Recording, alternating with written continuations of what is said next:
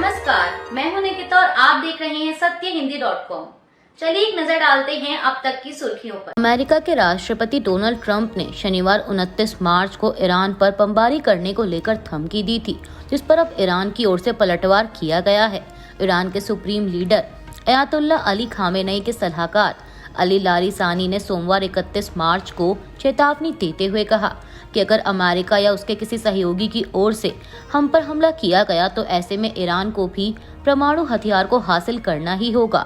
NBC news के एक report के मुताबिक खामेनेई का यह बयान शनिवार 29 मार्च को अमेरिकी राष्ट्रपति ट्रंप की दी गई उस धमकी के बाद आया, जिसमें ट्रंप ने कहा था कि अगर ईरान अमेरिका के साथ परमाणु समझौता नहीं करता तो वह ईरान पर बमबारी कर देंगे। जिसके बाद अब खामेनेई ने कसम खाते हुए कहा है ट्रंप ने अपनी धमकी के तहत इस्लामिक रिपब्लिक पर बमबारी की तो वह भी इसके जवाब में करारा हमला करेंगे। ईरान के सुप्रीम लीडर अली खामेनेई के सलाहकार ने सरकारी टीवी से कहा कि हम परमाणु हथियारों की ओर नहीं बढ़ रहे हैं, लेकिन अगर यह ईरान के परमाणु मामले में कुछ गलत करते हैं तो आप ईरान को उसकी सुरक्षा के लिए परमाणु हथियार की ओर बढ़ने के लिए मजबूत कर देंगे। तो आप ईरान को उसकी सुरक्षा के लिए परमाणु हथियारों की ओर बढ़ने के लिए मजबूर कर देंगे। ईरान ऐसा कुछ नहीं करना चाहता, लेकिन हमारे पास इसके अलावा कोई दूसरा ऑप्शन नहीं होगा। वक्फ संशोधन विधेयक पर आम आदमी पार्टी सांसद संजय सिंह ने ANI से बात करते हुए कहा कि आप ये बिल क्या देश में नफरत फैलाने, लोगों का ध्यान महंगाई, बेरोजगारी, अशिक्षा, MSP की गारंटी के मुद्दे से हटाने के लिए ला रहे हैं। सिंह ने पूछा कि आप ये बिल क्यों ला रहे हैं। बीजेपी ये बिल देश में नफरत फैलाने के लिए ला रही है और इस बिल के पीछे बीजेपी का कोई और मकसद नहीं है। आज ये बिल वक्फ के खिलाफ आ रहा है और कल ये मंदिर, गुरुद्वारा, चर्च के खिलाफ आएगा। इसलिए इसका समर्थन किसी भी धर्म को मानने वाले इंसान को नहीं करना चाहिए।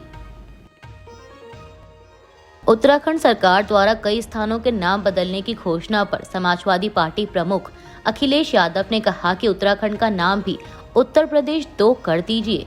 अखिलेश ने कहा कि उत्तर प्रदेश का नाम भी उत्तराखंड से उन्हें जोड़ देना चाहिए। उत्तर प्रदेश में सड़कों पर नमाज पढ़ने की पाबंदी पर AIMIM प्रमुख असदुद्दीन ओवैसी ने प्रतिक्रिया देते हुए कहा कि हेलीकॉप्टर से फूल बरसाना सही है, कांवड़ यात्रा भी चलती है, अभी RSS की परेड सड़क पर हो रही है तो हमें भी सड़क पर नमाज पढ़ने दीजिए। हर धर्म के त्योहार सड़क पर ही मनाए जाते हैं। अगर इससे किसी को कोई दिक्कत नहीं है तो आपको मुस्लिम धर्म से क्यों तकलीफ हो रही है। ओवैसी ने कहा कि देश का कोई एक धर्म नहीं है, इस देश की खूबसूरती इसकी विविधता में है। ओवैसी ने ये भी कहा कि आप सिर्फ एक विचारधारा की बात कर रहे हैं और वह RSS की विचारधारा है जो संविधान से टकराती है। आपको बता दें कि ईद के मौके पर उत्तर प्रदेश में सड़क पर नमाज अदा करने पर पाबंदी लगाई गई थी। बांग्लादेश के मुख्य सलाहकार मोहम्मद यूनुस ने चीन से बांग्लादेश में अपना आर्थिक प्रभाव बढ़ाने को कहा और साथ ही जिक्र किया कि इस संबंध में भारत के पूर्वोत्तर राज्यों का चारों ओर से जमीन से घिरा होना एक अवसर साबित हो सकता है। NDTV के एक रिपोर्ट के मुताबिक यह टिप्पणी यूनुस ने हाल ही में 4 दिवसीय चीन यात्रा के दौरान की। इसका एक वीडियो सोमवार को सोशल मीडिया पर सामने आया। बांग्लादेश के मुख्य सलाहकार मोहम्मद यूनुस ने कहा कि भारत के पूर्वी हिस्से से 7 राज्य 7 बहनें कहलाते हैं। वे चारों ओर से जमीन से घिरे क्षेत्र हैं। उनके पास समुद्र तक पहुंचने का कोई रास्ता नहीं है। बांग्लादेश को इस क्षेत्र में महासागर का एकमात्र संरक्षक बताते हुए यूनुस ने कहा कि यह एक बड़ा अवसर हो सकता है और चीनी अर्थव्यवस्था का विस्तार हो सकता है।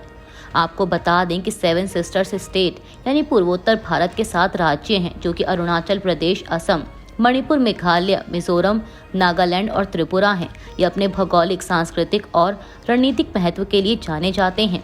ये राज्य भारत के पूर्वी छोर पर स्थित हैं और म्यांमार, बांग्लादेश, भूटान और चीन से सीमा साझा करते हैं। चिकन नेक के माध्यम से ये मुख्य भूमि भारत से जुड़े हैं, जो इसे राष्ट्रीय सुरक्षा के लिहाज से खास बनाती है।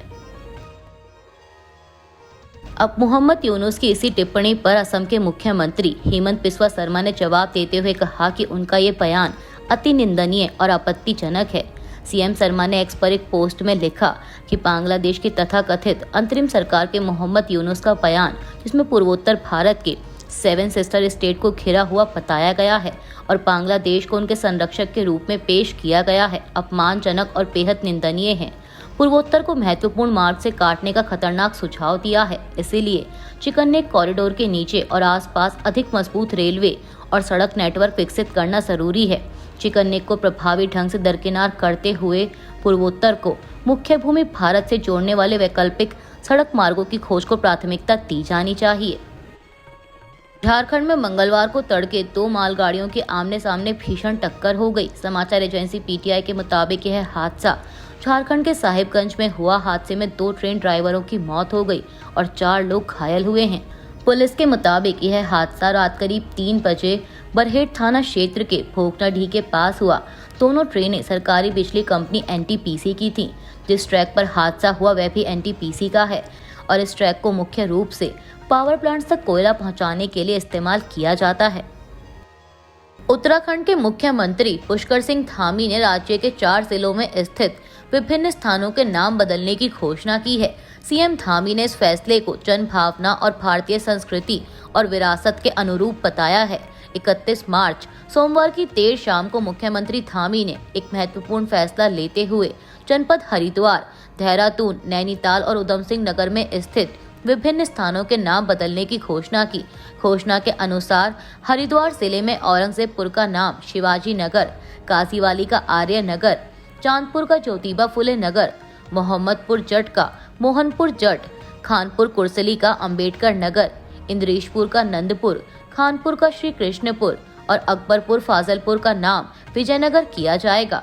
वहीं देहरादून जनपद में मियावाला का रामजी वाला, पीरवाला का केसरी नगर, चांदपुर खुर्द का पृथ्वीराज नगर, अब्दुल्ला नगर का नाम दक्ष नगर किया जाएगा।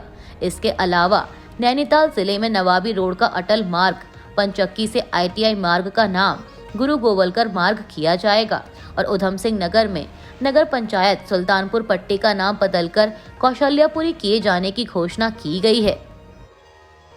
उत्तराखंड में जगहों के नाम बदले जाने को लेकर कांग्रेस ने इसे ध्रुवीकरण की राजनीति बताया है। कांग्रेस नेता और पूर्व मुख्यमंत्री हरीश रावत ने कहा कि सरकार के पास अपने 8 सालों के काम बताने को नहीं है, तो जनता का ध्यान भटकाने के लिए यह नाम बदलने का ढोंग किया जा रहा है। वहीं कांग्रेस के प्रदेश उपाध्यक्ष सूर्यकांत धस्माना का कहना है कि यह केवल ध्रुवीकरण की राजनीति है और इसका किसी भी प्रकार से राज्य की जनता का कोई भला नहीं है। उत्तर प्रदेश की तरह ही उत्तराखंड सरकार भी उसी रास्ते पर चल रही है। उन्होंने पूछा कि क्या नाम बदलने से प्रदेश में बेरोजगारी दूर हो जाएगी।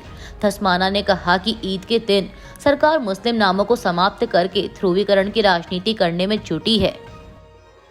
अमेरिका के राष्ट्रपति डोनाल्ड ट्रंप की ओर से रूसी राष्ट्रपति व्लादिमीर पुतिन के प्रति तीखी नाराजगी जताने के बाद रूस की पहली प्रतिक्रिया आई है।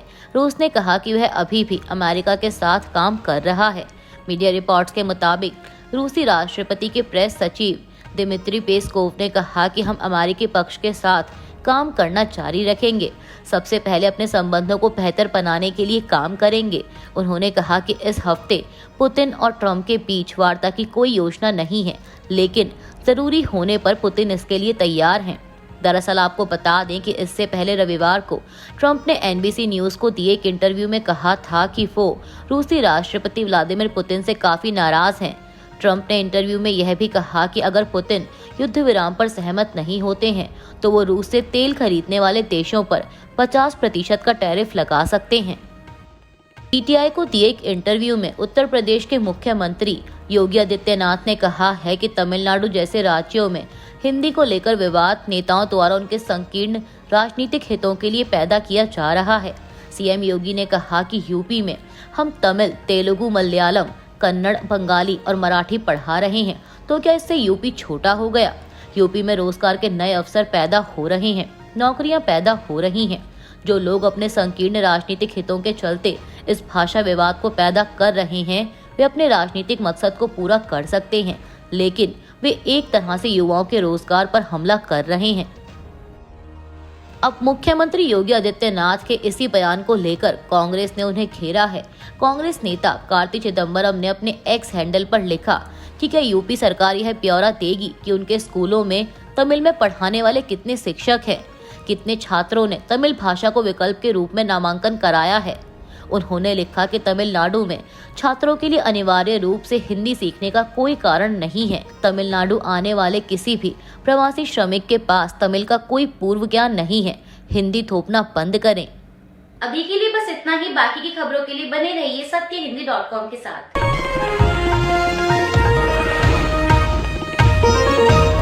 Copyright disclaimer under Section 107 of the Copyright Act 1976. Allowance is made for fair use for purposes such as criticism, comment, news reporting, scholarship, and research. Fair use is a use permitted by copyright statute that might otherwise be infringing.